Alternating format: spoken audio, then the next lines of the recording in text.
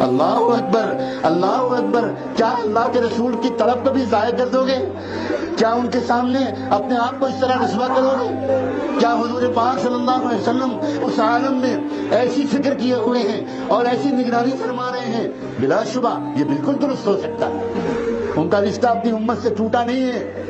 اے لوگو، اللہ سے بھی معافی مانگو اور اللہ سے کہو کہ اپنے محبوب تک ہمارا پیغام پہنچا دیں، ہم شرمندہ ہیں، اور اللہ اب آپ ان سے کہہ دیجئے کہ ہمیں معاف کر، اور ہمارا ان تک پیغام پہنچا دیجئے۔ ہم ان سے وعدہ کرنا چاہتے ہیں، اب ہم ان کی شریعت پر چلیں گے، ان کی سنت پر چلیں گے، نماز کی پابندی کریں گے، زکوٰۃ ایک ایک پیسے کا حساب کر کے نکالیں گے، اللہ بے حیائی کے کام نہیں کریں گے، اب بے شرمی کے کام نہیں کریں گے، بے زبانی بے حیا میوزک نہیں سنیں گے۔ اللہ معاف کر دیجئے۔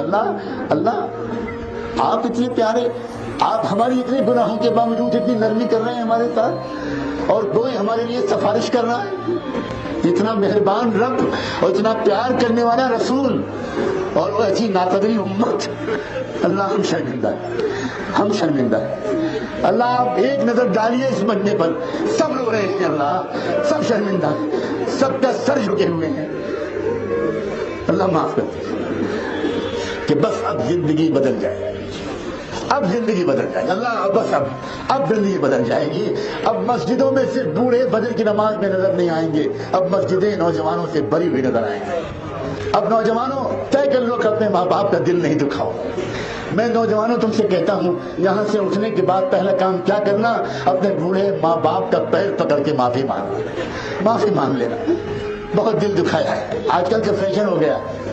آج کل کے نوجوان، میں پھر کہتا ہوں، میں شکایت نہیں کرنا چاہتا، میرا دل اجازت ہی نہیں دیتا، میں کیا کروں؟ ہو سکتا ہے اس کو لوگ جانبداری کہیں، محبت میں غلو کہیں، ہو سکتا ہے، میں اعتراف کرنے کو تیار ہوں، لیکن یہ بات صحیح ہے، اس کا انکار بھی نہیں کیا جا سکتا کہ آج نوجوان اپنے دوستوں کو خوش کرنا چاہتا ہے، اپنے ماں باپ کو خوش نہیں کرنا چاہتا۔ نہیں نوجوانوں، یہ بھی غلطی ہے، جب تم خود ماں باپ بنو گے تو تم کو پتہ چلے گا۔ اس لیے ایک کام یہ کرنا کہ اپنی ماں کے پیر پکڑ کے معافی مانگنا، اپنے باپ کے قدموں پر گر کے معافی مانگنا۔ معاف کر دیجیے امی ابو، معاف کر دیجیے۔ اور مبالغہ کیے بغیر میں تم سے کہتا ہوں، یہ تو میرے اس اسٹیج پر علماء بیٹھے ہیں اور سب تو علماء یہاں موجود بھی نہیں ہیں، اے لوگوں ان علماء کی قدر کرو۔ میں گواہی دیتا ہوں کہ ان کی راتیں تمہارے لیے رونے میں گزرتے ہیں، میں گواہی دیتا ہوں کہ ان کے دن تمہاری فکر میں گزرتے ہیں، یہ تمہاری دنیا کے لیے بھی فکر مند ہیں اور یہ تمہاری آخرت کے لیے بھی فکر مند ہیں۔ قدر کرو، اور کہاں سے لاؤ گے تم اولیاء اللہ اور صحابہ کو؟ جو ہیں ان کی قدر کرو، دوستی کرو، قریب ہو، ان کے ہاتھ پیر بن جاؤ، ان کے دست و بازو بن جاؤ۔ اور میں کسی ایک دو عالم کی جوڑنے کے لیے نہیں آیا ہوں، میں پوری امت کو جوڑنے کے لیے آیا ہوں۔ سب میرے ہیں، سب میرے ہیں۔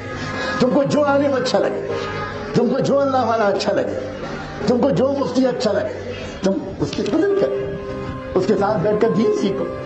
ایک ہو جاؤ اور نیک ہو جاؤ، ایک ہو جاؤ اور نیک ہو جاؤ، نیک ہو جاؤ اور ایک ہو جاؤ۔